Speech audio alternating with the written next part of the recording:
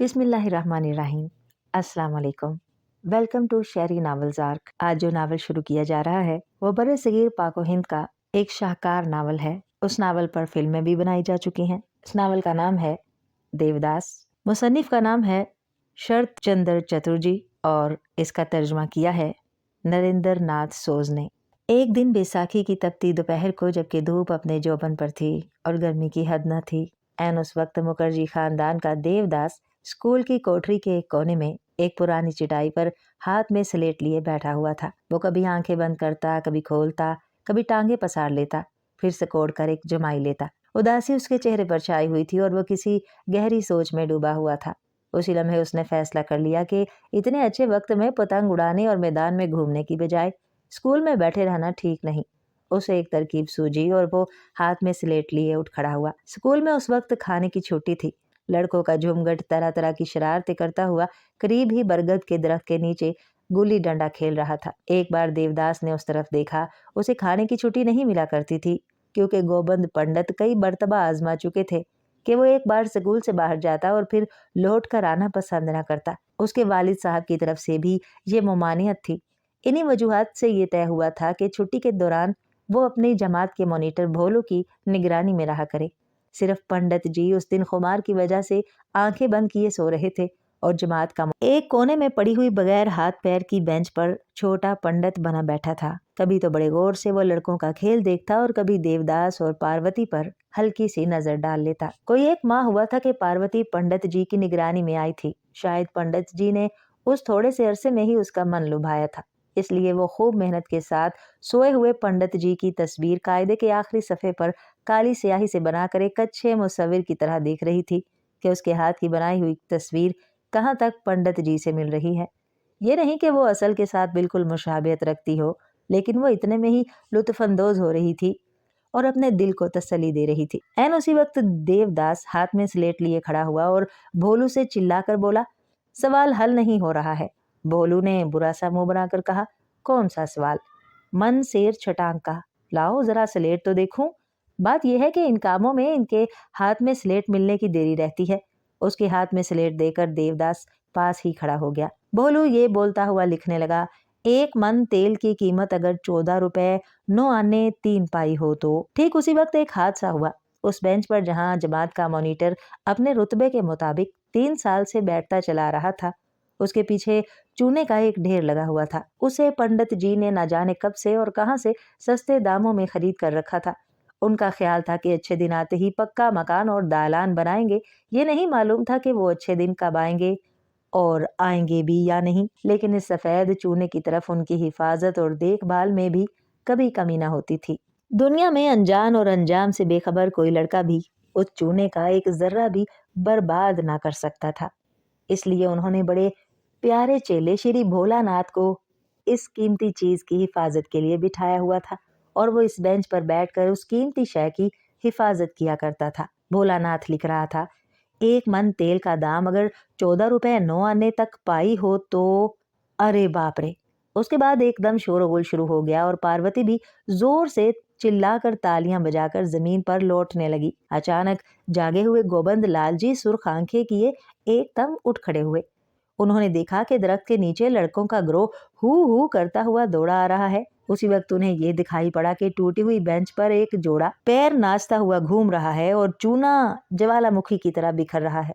वो चिल्ला पड़े, क्या हुआ? क्या क्या है? उसके बाद सफेद मुंह के साथ भोलानाथ चूना हटाकर खड़ा हो गया। पंडित जी फिर चिल्लाए, बदमाश कहीं का, तू इसके अंदर था? फिर वही देव साले ने धकेल कर मन शेर चटांग, फिर शैतान कहीं के। लेकिन उसी लम्हे पंडित जी ने सारी बातें समझकर चटाई पर बैठकर पूछा, क्यों देव, तुम्हें धक्के से गिराकर भाग गया? भोलू जरा जोर से रोने लगा। उसके बाद कुछ देर तक चूने को साफ किया गया, लेकिन सफेद और काले रंग में मॉनिटर कुछ भूत की तरह दिखाई देने लगा और उसका रोना बंद ना हुआ। पंडित जी ने कहा, देव तुम्हें धक्के से गिराकर भाग गया है ना? भोलू ने कहा, हाँ हाँ। पंडित जी ने पूछा, लड़के कहाँ हैं? उसके बाद लड़कों के ग्रोह ने लाल मुंह बनाए हांफते हांफते लौटकर ये खबर सुनाई कि देव को हम लोग पकड़ ना सके। आह, किस खूबी से पत्थर मारता है। क्या पकड़ा नहीं गया? एक और लड़के ने पिछली बात को दोहराया। आह, कैसा? चुप रहो। वो चुप होकर पास ही एक तरफ हट गया। गुस्से में पंडित जी ने पहले तो पार्वती को धमकाया, फिर भोलेनाथ का हाथ पकड़कर कहा, चलो जरा कचहरी चलकर मालिक से तो कह आए। इसका मतलब ये कि बड़े मुखर्जी के पास जाकर उनके लड़के के इस करतूत की फरियाद करें। उस वक्त तकरीबन 3 बजे थे। नारायण मुखर्जी बाहर बैठकर हुक्का पी रहे थे और एक मुलाजिम हाथ में पंखा लिए हवा दे रहा था। शागिर्द के साथ पंडित जी की इस बेवक्त आमद पर उन्होंने हैरान होकर कहा, क्या ये गोबंद जी हैं? गोबंद पंडित जात के कायसित थे, इसलिए जमीन पर झुककर उन्होंने मुखर्जी को प्रणाम किया, फिर भोलू को दिखाकर पूरी कहानी बयान की। मुखर्जी ने उदास होकर कहा, यही तो देखता हूँ कि देवदास हाथ से निकल रहा है। अब आप ही बताएं मैं क्या करूं? जिम्मेदार साहब ने हुक्के की नेज़ जमीन पर रखते हुए कहा, कहाँ गया है वो? मैं क्या जानूं? जो लड़के उसे पकड़ने गए थे उन्हें पत्थर मारकर भगा दिया। दोनों ही कुछ देर तक खामोश रहे। फिर नारायण बाबू बोले, अच्छा उसे घर आने दो, जो कुछ हो सकेगा करूंगा। गोबंद पंडित जब शागिर्द को लेकर स्कूल पहुंचे तो उन्होंने अपने चेहरे पर मुख्तलिफ किस्म की शिकनें बनाकर तमाम स्कूल को उदास कर दिया और सोच लिया कि बेशक देवदास उसके वालिद यहाँ के जिम्मेदार हैं, लेकिन फिर भी उसे स्कूल दाखिल ना होने दूंगा। उस दिन स्कूल में वक्त से पहले ही छुट्टी हो गई। चलते वक्त लड़के आपस में तरह तरह की खुसर पुसर कर रहे थे। एक ने कहा, देखते हो देव कितना ताकतवर है, किस तरह पत्थर फेंकता है। दूसरे ने कहा, भोलू की खूब पिटाई की। एक और लड़के ने भोलू की हिमायत की और कहा, देख लेना भोलू भी उसका बदला लेकर रहेगा। अरे वो तो अब स्कूल ही नहीं आएगा, फिर क्या बदला लेगा। ये छोटे से ग्रोह के साथ एक तरफ पार्वती भी किताब और स्लेट लिए घर जा रही थी। साथ के एक लड़के का हाथ पकड़कर उसने पूछा, मुन्नी क्या सचमुच देव को अब स्कूल ना आने दिया जाएगा? नहीं, किसी तरह भी नहीं, मुन्नी ने जवाब दिया। पार्वती के पिता का नाम नीलकंठ चक्रवर्ती था। चक्रवर्ती महाशय जमींदार साहब के पड़ोसी थे। एनी मुखर्जी के बहुत बड़े मकान के पास उनका छोटा सा पुराने ढंग से ईंटों का बना हुआ मकान था। कोई 10-12 बीघा जमीन थी और 2-4 घर जमजान थे। जिम्मेदार साहब के घर से भी कुछ ना कुछ मिल ही जाता था। उनका कुंभा बहुत सुखी था और दिन मजे से कट रहे थे। पहले पार्वती की मुलाकात धर्मदास से हुई। वो देवदास के घर नौकर था। आज 12 साल से वो देवदास के साथ था। वही उसे स्कूल ले जाता और छुट्टी के वक्त घर ले आता। ये काम उसकी रोजमर्रा जिंदगी का एक जुज्व था और आज भी वो इसी काम के सिलसिले में स्कूल की तरफ जा रहा था। पार्वती को देखकर उसने पूछा, हे पारो, तुम्हारा देव कहाँ है? वो भाग गए हैं। भाग गए का मतलब? धर्मदास ने हैरानी से पूछा। तब पार्वती ने भोलानाथ की बात को फिर से याद किया और नए सिरे से हंसने लगी। देखो धर्म, देव ही एकदम चूने के ढेर में ही एकदम चित होकर। हालांकि धर्मदास कुछ ना समझ सका, मगर फिर भी उसने पार्वती को हंसता देखकर हंसना शुरू कर दिया। फिर हंसी रोककर बोला, पारो तुम कहती क्यों नहीं? आखिर हुआ क्या है? देव ने भोलू को धक्का देकर चूने के ढेर में गिरा दिया। ही। अब धर्मदास सब कुछ समझ चुका था और एकदम उदास हो गया और बोला, पारो तुम जानती हो कि वो इस वक्त कहाँ है? मुझे नहीं मालूम, तुम्हें जरूर मालूम होगा, बता दो पारो। उसे भूख लगी होगी। भूख तो जरूर लगी होगी, मगर मैं बताऊंगी नहीं, पारो ने जवाब दिया। क्यों नहीं बताओगी? अगर बता दूं तो वो मुझे मारेगा। लाओ मैं खाना दे आती हूँ। धर्मदास को कुछ तसल्ली हुई और बोला, अच्छा तुम दे आना और देखो, कुछ बात बनाकर उसे शाम से पहले घर ले आना। अच्छा ले आऊंगी, पारो ने सर हिलाकर कहा। घर पहुंचकर उसने देखा कि उसकी माँ और देवदास की माँ ने सब कुछ सुन लिया है। पार्वती से भी ये बात पूछी गई, कभी हंसकर और कभी रंजीदा होकर। उससे जो कुछ बना कह दिया। इसके बाद वो अपने आंचल में कुछ बांधकर जिम्मेदार साहब के आमों के बाग में दाखिल हुई। वो बाग उनके मकान के पास ही था। वो जानती थी कि छुपकर तंबाकू पीने के वास्ते देवदास ने यही बांसों के झुरमट के पीछे एक छोटी सी जगह साफ कर रखी है। भागकर छुपने के लिए यही उसकी खुफिया जगह थी। अंदर दाखिल होते ही पार्वती ने देखा कि बांसों के पीछे देवदास हाथ में एक हुक्का लिए कश खींच रहा है। चेहरा बहुत उदास था और इस पर उदासी के निशान साफ नजर आ रहे थे। पार्वती को देखकर वो बहुत खुश हुआ, मगर उसने अपनी खुशी को जाहिर ना होने दिया। हुक्का पीते हुए उसने आहिस्ता से कहा, आओ। पार्वती करीब आकर बैठ गई। फौरन ही देवदास की नजर उसके आंचल पर पड़ी, जहाँ कुछ चीज बंधी हुई थी। बगैर पूछे उसने उसे खोलकर खाना शुरू कर दिया और बोला, क्यों पारो, पंडित जी का क्या हाल है? बड़े चाचा जी से कह दिया है? देव ने हुक्का जमीन पर रखकर आंखें फाड़ते हुए पूछा। बाबूजी से कह दिया है? हाँ। फिर क्या हुआ? अब वो तुम्हें स्कूल ना आने देंगे? मैं पढ़ना भी नहीं चाहता। उसी वक्त उसका खाना खत्म हो चला था। देवदास ने पार्वती के मुंह की तरफ देखते हुए कहा, लाओ मिठाई। मिठाई तो मैं नहीं लाई, तो पानी लाओ। पानी कहाँ से लाऊं? देवदास ने गर्म लहजे में कहा, अगर कुछ भी नहीं लाई तो आई क्यों हो? जाओ पानी लेकर आओ। उसका ये रूखापन पार्वती को पसंद न आया। उसने कहा, मैं दोबारा नहीं जा सकती, तुम खुद जाकर पी आओ। मैं क्या अभी जा सकता हूँ? तुम यही रहोगे क्या? यही रहूंगा, फिर कहीं चला जाऊंगा। ये सुनकर पार्वती का दिल उदास हो गया। देवदास की मासूमियत देखकर और उसकी दर्द भरी बातें सुनकर उसकी आंखों से आंसू छलक पड़े। उसने कहा, देव, मैं भी चलूंगी। कहाँ? मेरे साथ? क्या ऐसा भी कभी हो सकता है? पार्वती ने सर हिलाकर कहा, हाँ मैं चलूंगी। जाओ पहले पानी ले आओ। नहीं, मैं नहीं जाऊंगी। तुम भाग जाओगे। नहीं, मैं नहीं भागूंगा। लेकिन पार्वती को उसकी बात पर यकीन न आया और वो टस से मस न हुई। देवदास ने फिर हुक्म दिया, मैं कह रहा हूँ जाओ, मुझसे ना जाया जाएगा। देवदास ने बिगड़कर पार्वती के बाल पकड़कर डांटा और कहा, मैं कहता हूँ जाओ। पार्वती कुछ न बोली। उसके बाद उसकी पीठ पर एक घोंसा पड़ा। क्या जाएगी नहीं? पार्वती ने रोकर कहा, मैं हरगिज ना जाऊंगी। देवदास एक तरफ चल दिया। पार्वती भी रोती हुई देवदास के पिता के पास पहुंची। मुखर्जी पारो को बहुत चाहते थे। बोले, क्यों बेटी पारो, क्यों रो रही हो? देवा ने मारा है। कहाँ है वो? वहीं बाग में बैठा तंबाकू पी रहा है।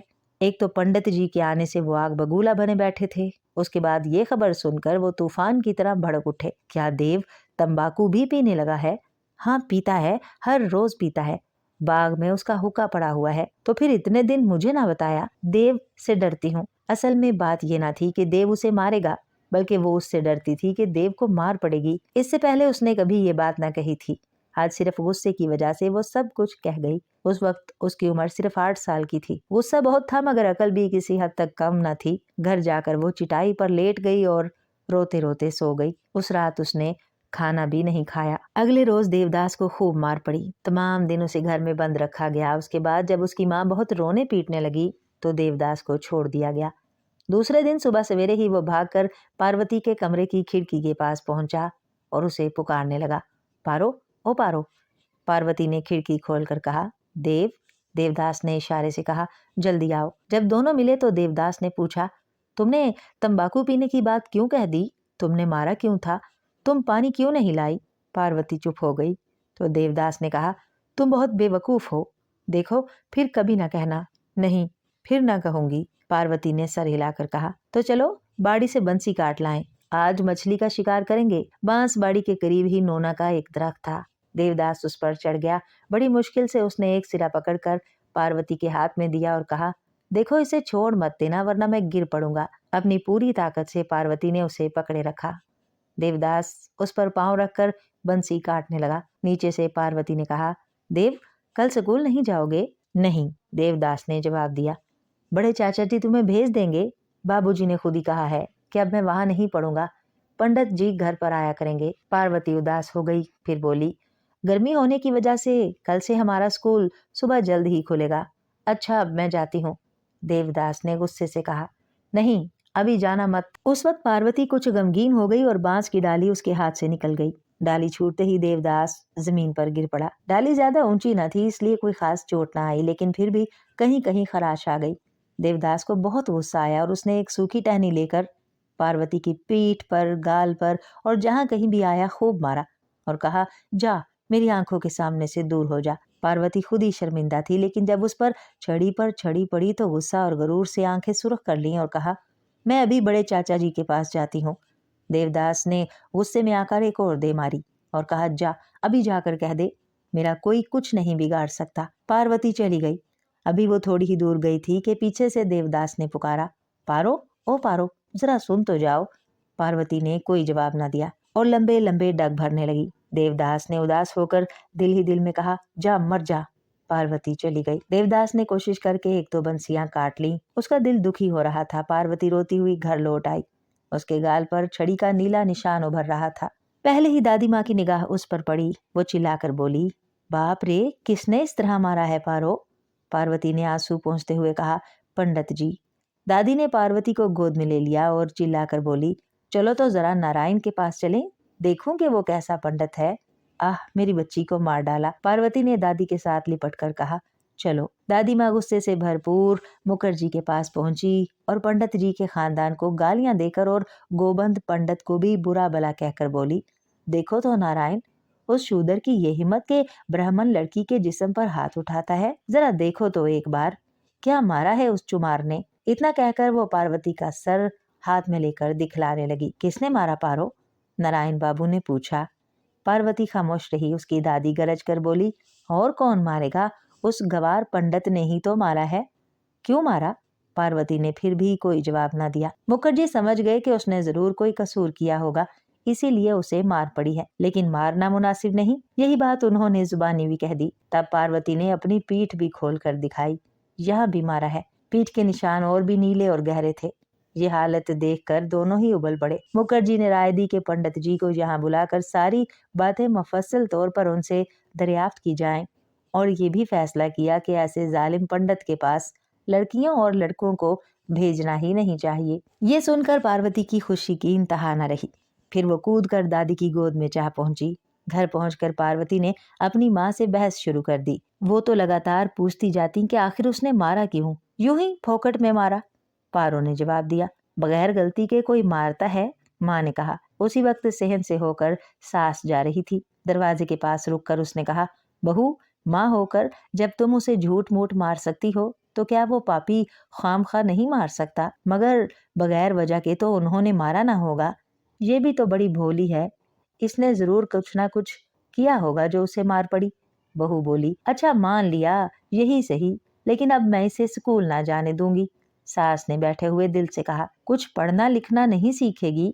बहू बोली, उस पढ़ने लिखने से क्या होगा बहू रानी, थोड़ा बहुत चिट्ठी वगैरह लिखना आ जाए, दो चार लफ्ज महाभारत रामायण के समझने लगे, बस बहुत है। बहुत लिखा पढ़ा कर कौन सा तुम्हारी पारो को जज या वकील बनाना है। बहू तंग आकर खामोश हो गई। उस रोज देवदास डरते डरते घर में दाखिल हुआ।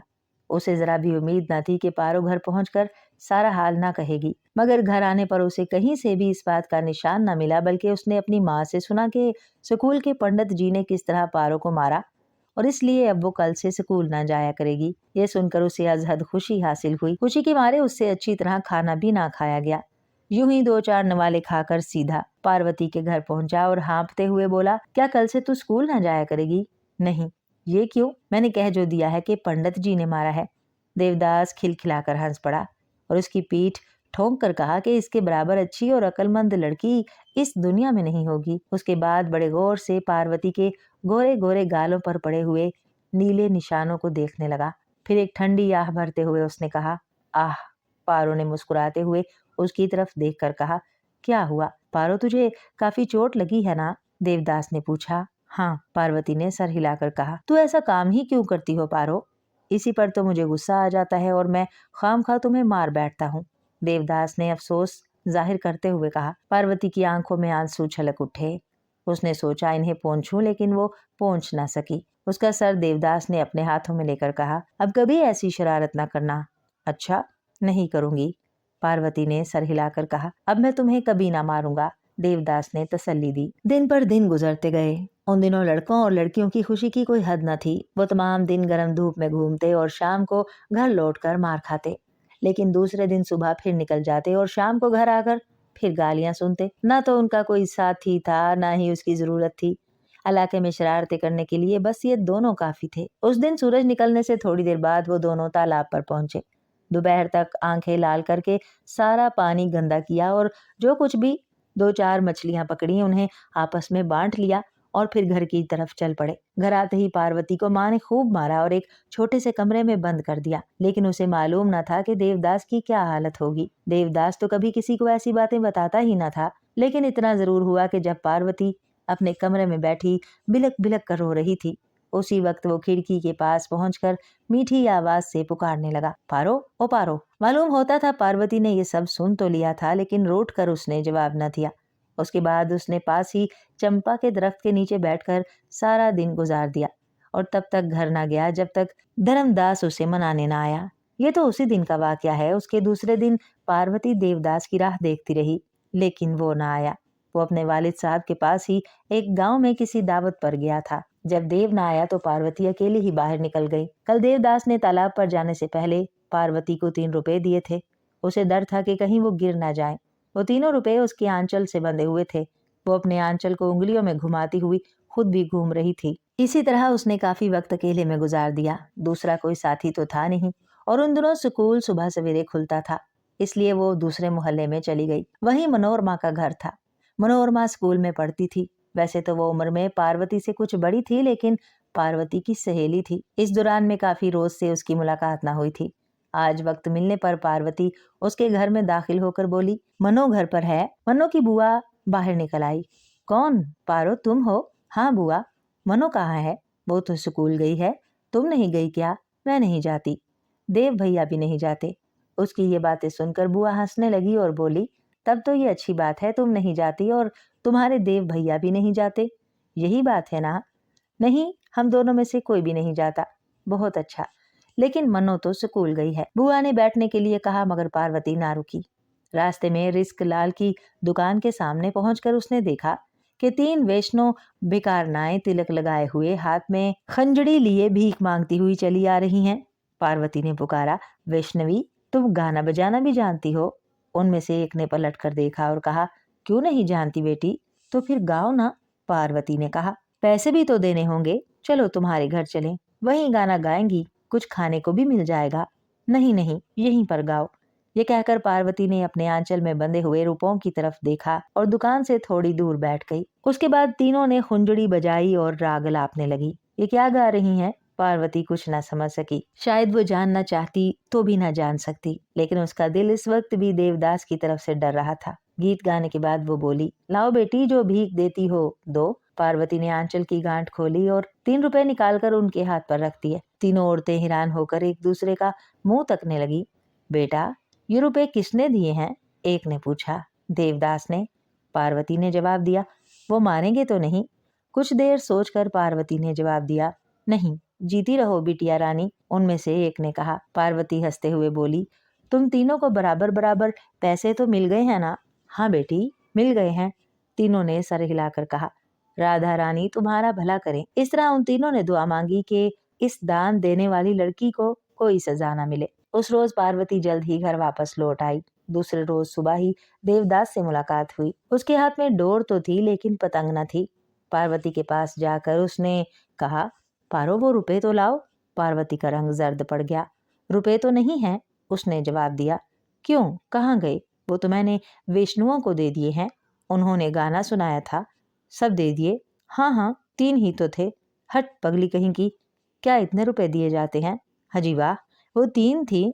अगर तीनों को 3 रुपए ना देती तो वो आपस में किस तरह तकसीम करती? अगर तुम्हारी जगह मैं होता तो सिर्फ 2 ही रुपए देता। देवदास नरम लहजे में बोला। ये कहकर उसने डोर के डंडे को हिलाते हुए कहा, इस तरह हर एक के हिस्से में 10 आने 8 पाई आती। लेकिन वो तुम्हारी तरह हिसाब लगाना थोड़ा ही जानती थी। पार्वती ने कहा। देवदास ने मन शेर छिटांग का हिसाब लगाना सीख लिया था। पार्वती के इस जवाब पर वो हंस पड़ा और बोला, तब तुम्हारी ही बात ठीक है। देवदास, मैं तो सोच रही थी कि तुम मुझे मारोगे। पार्वती ने देवदास का हाथ पकड़ते हुए कहा। क्यों? मारता क्यों? देवदास ने उछल कर कहा। उन औरतों ने तो यही कहा था कि तुम मुझे मारोगे। ये सुनकर देवदास बहुत खुश हुआ और पार्वती के कंधे पर हाथ रखते हुए बोला, पगली, कभी गलती के बगैर भी मैं मारता हूँ। देवदास ने समझा था कि पार्वती का ये काम मेरी ताजीरात के अंदर नहीं आता, क्योंकि तीनों में 3 रुपए ठीक बट गए थे। जिन वैष्णवों ने स्कूल में रुपए आने पाई का हिसाब कभी ना सीखा था, उन्हें अगर 3 रुपयों की जगह 2 रुपए दे दिए जाते तो उन पर जुल्म होता। उसके बाद वो पार्वती का हाथ पकड़कर पतंग खरीदने के लिए छोटे बाजार की तरफ चल पड़ा और डोर के पलीते को वहीं एक झाड़ी में छुपा दिया। इस तरह 1 साल गुजर गया, लेकिन अब ये वक्त गुजरना मुश्किल हो गया था। देवदास की माँ ने एक और मुसीबत खड़ी कर दी थी। उन्होंने अपने पति से कहा कि देव तो बिल्कुल ही जाहिल बरौंदा बन गया है, जैसे भी हो उसका कुछ ना कुछ बंदोबस्त करना चाहिए। कुछ देर सोचने के बाद वो बोले, क्यों ना ये कलकत्ता चला जाए, वहाँ नगींदर के पास रहकर कुछ पढ़ना लिखना सीख जाएगा। नगेंद्र बाबू रिश्ते में देवदास के मामू थे। ये बात सब लोगों में फैल गई। पार्वती ने भी सुना और उदास हो गई। जब देवदास उसे अकेले में मिला तो उसका हाथ अपने हाथ में लेकर बोली, देवदास, क्या तुम कलकत्ता चले जाओगे? तुम्हें किसने कहा? बड़े चाचा जी कह रहे थे। इतनी दूर? मैं तो बिल्कुल ना जाऊंगा। और अगर वो जबरदस्ती भेज दें तो? जबरदस्ती? उस वक्त देवदास के चेहरे पर कुछ गुस्से के निशान दिखाई दिए। उन्हें देखकर पार्वती समझ गई कि इस दुनिया में ऐसा कोई आदमी नहीं जो उससे जबरदस्ती काम करवाए। इसलिए खुशी में आकर उसका हाथ अपने हाथ में थाम कर मसलते हुए मुस्कुराकर बोली, सुनो, कहीं ना जाना, समझे देव, कहीं भी नहीं। लेकिन देवदास इस बार कुछ न कर सका। उसके पिताजी ने उसे खूब डांट पिलाई और किसी न किसी तरह उसको धर्मदास के साथ कलकत्ता भेजकर ही सांस लिया।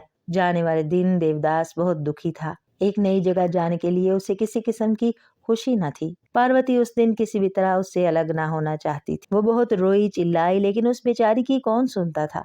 पहले तो वो कुछ रूठी, देवदास से बात तक न की, लेकिन आखिरकार जब देवदास जाने लगा तो उसने कहा, पारो, मैं बहुत जल्द ही वापस आ जाऊंगा। अगर ये लोग मुझे रोकेंगे तो भी मैं भागकर तुम्हारे पास आ जाऊंगा। ये सुनकर पारो को तसल्ली हुई। अपने दिल की कितनी ही बातें वो देव को कह गई। उसके बाद घोड़ा गाड़ी पर चढ़कर, बैग अपने हाथ में लेकर और अपनी माँ की दुआ और उसकी आंखों से ढलकते हुए आंसुओं की आखिरी बूंद को माथे पर तिलक की तरह लगाकर देवदास चला गया। उस वक्त पार्वती को न जाने कितना दुख हुआ। उसकी आंखों से न जाने कितनी ही आंसुओं की नदियां गालों पर बहने लगी और रंजोगम से उसकी छाती टुकड़े टुकड़े होने लगी। कई दिन इसी तरह गुजर गए। उसके बाद वो एक दिन सुबह सवेरे उठी। उसने देखा कि आज दिन भर में करने के लिए उसके पास कोई काम नहीं है। जब से वो स्कूल ना गई थी, उसका सारा वक्त खेल कूद में ही गुजरता था। वो ये सोचती थी कि ना जाने उसके पास कितने काम पड़े हुए हैं और वो उन्हें कभी पूरा भी कर सकेगी। लेकिन वो आज काम तलाश करने लगी, मगर काम तो ढूंढने पर भी ना मिलता था। कभी कभी वो सुबह सवेरे ही चिट्ठी लिखने बैठ जाती। इसी में काफी वक्त गुजर जाता। यहाँ तक कि कभी तो माँ भी नाराज हो जाती थी, मगर दादी कहती रहती, अरे लिखने भी तो दो, खेलने कूदने से तो अच्छा है कि बेचारी कुछ पढ़ लिख तो लेती है।